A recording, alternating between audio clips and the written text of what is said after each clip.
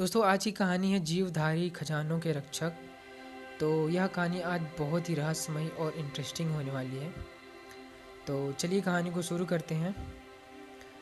दोस्तों यह घटना तब की है जब मेरी नानी की उम्र 24 से 26 की रही होगी। तब वह उत्तर प्रदेश के सुल्तानपुर ज़िले के एक गांव में रहती थी। वहीं उनका मायका है। उस समय में अक्सर बंजारे और नट अपनी टोलियां बनाकर घूमा करते थे। ये नट और बंजारे एक स्थान से दूसरे स्थान पर घूमते थे और जहाँ ज़्यादा आबादी देखते थे वहाँ पर अपना मेला लगाकर करतब दिखाया करते थे और पैसे कमाते थे। ये बंजारे हमेशा अच्छे नहीं होते थे। अक्सर बंजारों और नटों की टोली के रूप में डाकुओं की भी टोली घूमा करती थी, जो दिन में तो मेला लगाते थे मगर रात में लूटपाट किया करते थे। इसलिए अक्सर गांव के जानकार लोग अपने गांव के आसपास इस तरह का मेला नहीं लगने देते थे। एक बार ऐसा ही मेला नानी के गांव से थोड़ी दूर पर लगा हुआ था। वहां गांव के बच्चे अक्सर जाने की जिद किया करते थे मगर कोई उन्हें वहां जाने नहीं देता था। इतना ही नहीं, गांव वालों ने बच्चों का खेतों में जाना और दोपहर को बाहर खेलने से मना कर दिया था। बच्चों को ये बात बहुत ख़राब लगती थी मगर बड़ों के आगे बच्चों की कहाँ चलती है। इसलिए बच्चे ने चाहते हुए भी सिर्फ तभी तक घर के बाहर खेलते थे जब तक कोई ना बड़ा उनके साथ रहता था। मेरी नानी ये सब रोज़ देखती थी। ऐसा सिलसिला करीब 1 महीने तक चलता रहा। जब तक वहाँ के नटों का मेला लगा हुआ था, नानी को ये बात बहुत अजीब लगती थी कि नटों का टोला हो या डाकुओं का, आखिर बच्चों के ऊपर ये बंदिश क्यों। खैर इस बात का जवाब बच्चों को सिर्फ यही मिलता था कि ये नट उन्हें पकड़ ले जाएंगे। करीब 1 महीने तक बच्चों पर बंदिश और बड़ों पर डर का साया रहा। इन सब बंदिशों के बावजूद एक दिन सुबह 10 बजे के करीब गांव में काफ़ी शोर शराबा मचा और पता लगा कि एक पड़ोस का एक छोटा बच्चा, करीब 10 साल का एक लड़का घर से बाहर आया था और गायब हो गया। पूरे गांव में उसे ढूंढा गया मगर कहीं उसका पता नहीं चला। आखिरकार गांव के हर घर से सारे बड़े मर्द जोर शोर से उस लड़के की तलाश में लग गए। उन्हें शायद आने वाले खतरे का पता था, इसलिए पहले गांव और खेत का चप्पा चप्पा छान मारा।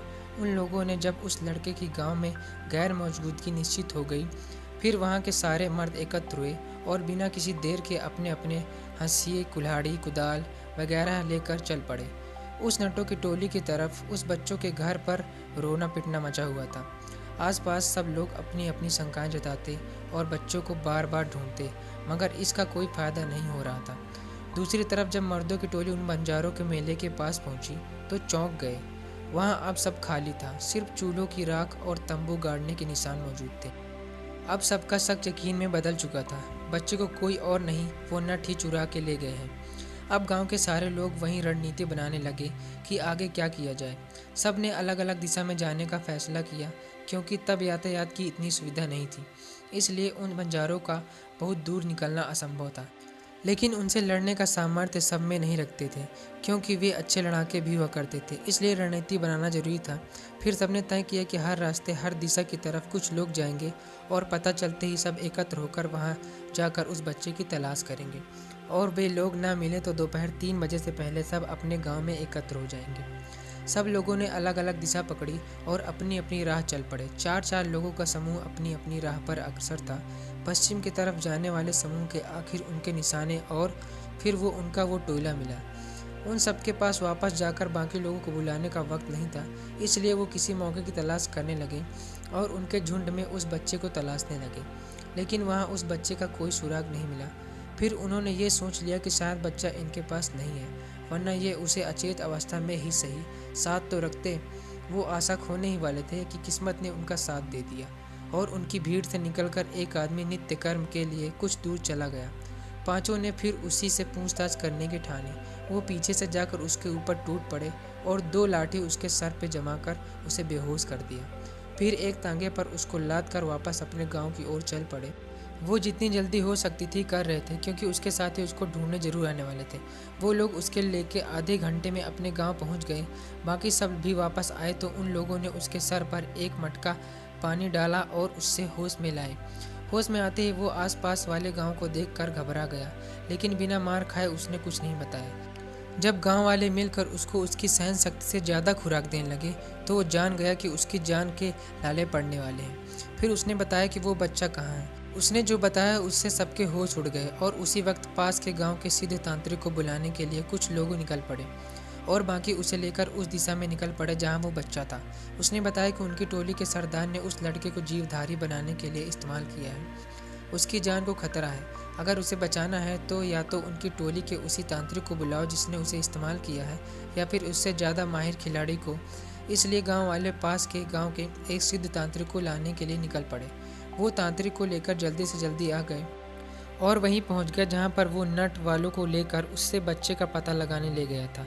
उसने एक जगह एक अजीब सा लिखा हुआ पत्थर दिखाया और गांव वालों से कहा खोदने को। गांव वाले खोदने में लग गए और कुछ लोग रह रहकर उसको मारते जा रहे थे और धमकी दे रहे थे कि अगर बच्चे को कुछ हो गया तो उसकी कब्र यहीं बना देंगे। वो तांत्रिक काफ़ी बूढ़े थे, वो भी आ चुके थे और सब कुछ समझ लेने के बाद भी सबके साथ खड्डे खुदवाने का इंतजार कर रहे थे। करीब 4 फुट खोदने के बाद वहाँ एक पत्थर की परत आ गई जो 3-4 पत्थर से मिलकर बनाई गई थी, और फिर संभाल कर सब ने मिलकर उस पत्थर की परत को हटाया। नीचे जो उन लोगों ने देखा उससे उन्हें कोई खुशी नहीं मिली। नीचे एक कमरा बना हुआ था, करीब 4 फुट चौड़ा और 6 फुट लंबा। उसमें 4 बड़े बड़े घड़े रखे हुए थे, पूरे सोने चांदी से भरे हुए, और पास में वो बच्चा लेटा हुआ था, नए नए कपड़ों में अच्छा खासा तैयार किया हुआ, और उसकी सांसें रुक रुक के चल रही थी। और पास में एक दिया जल रहा था जिसका तेल खत्म हो चुका था और वो बुझने ही वाला था। सब ने उस बच्चे को मरा हुआ समझ लिया और उस नट को दोबारा बुरी तरह से पीटना शुरू कर दिया। तभी वो तांत्रिक बाबा आ गए और दिए की बाती को थोड़ा बढ़ा दिया। दिए की लो तेज हो गई और बच्चे ने आंखें खोल दी। सबकी खुशी का ठिकाना ना रहा, मगर बच्चे ने किसी को भी पहचाना नहीं और अनजान की तरह सबका चेहरा देखने लगा। तांत्रिक बाबा ने सबसे कहा, ये बच्चा अभी जिंदा है, लेकिन ये तभी जिंदा बच सकता है अगर ये मेरी सिद्ध की हुई जगह पर पहुंच जाएगा, वरना इसे कोई नहीं बचा सकता। इसे लेकर मेरे स्थान पर चलो, और सब इस बात का ध्यान रखना कि ये दिया बुझने ना पाए। इसमें तेल बढ़ा दो और इसकी अच्छे से देख रेख करना जब तक मैं इसे बुझाने के लिए ना कहूँ। फिर कुछ लोग और तांत्रिक बाबा उस बच्चे को तांगे पर लेकर बाबा के स्थान पर पहुंच गए, और वहाँ जो कुछ भी किया वो किसी ने नहीं देखा, क्योंकि वो क्रिया बाबा ने अकेले में की थी। करीब 1 घंटे बाद एक आदमी वहाँ वापस पहुँचा और उनसे बताया कि बाबा ने दिया बुझाने को कह दिया है। दिया बुझा दिया गया और अब वो बच्चा सुरक्षित था और सबको पहचानने भी लगा था। उसके बाद जितनी भी खजाना वहाँ मिला था उसके थोड़े से हिस्से में मंदिर बनवाया गया, और बाकी के गांव प्रधान ने गरीबों के बच्चों की शादी और गांव की भलाई में लगा दिया। उस नट को बचाने उसके साथी नहीं आए। गांव वाले ने उसे 1 हफ्ते तक कैद रखा, फिर उसके बाद धमकी देकर छोड़ दिया। दोस्तों, ये तो थी घटना वो वहाँ घटी थी, लेकिन इसके असली पहलू बाद में उजागर हुआ। अगर ये घटना ना घटी होती तो शायद आज हम इतना रहस्य ना जान पाते। वो रहस्य मैं आपको बताता हूँ। वहाँ जो नट आए थे असल में वो लुटेरे नहीं थे। इन नटों का ये काम होता है एक आबादी वाले क्षेत्र में कुछ दूर मेला लगाना और फिर रात को लूटपाट करना। जब ये ज़्यादा खजाना इकट्ठा कर लेते थे तो ये उस ज़मीन में गाड़ देते थे। इनके साथ एक तांत्रिक भी होता था, बहुत माहिर तांत्रिक, जो अपनी शक्तियों का इस्तेमाल करके ये भी बता दिया करता था कि खजाना कहाँ कहाँ है। यह तांत्रिक जीवधारी बनाते हैं अपनी खजानों की रक्षा के लिए। जीवधारी बनाने के लिए ये किसी के भी बच्चे को चुरा लिया करते थे, क्योंकि बड़ों से ये काम करवाना मुश्किल था और बच्चों को बहलाना आसान। ये जिस बच्चों को चुराते थे ये उसके पसंद की और बहुत अच्छी चीज़ें खिलाते ताकि वो जरा भी भूखा ना हो। फिर उसे नहला धुला कर नए नए कपड़े पहनाए जाते थे। पैरों में रंग, आँखों में काजल और बालों में खास किस्म का तेल लगाकर उन्हें बैठाया जाता था।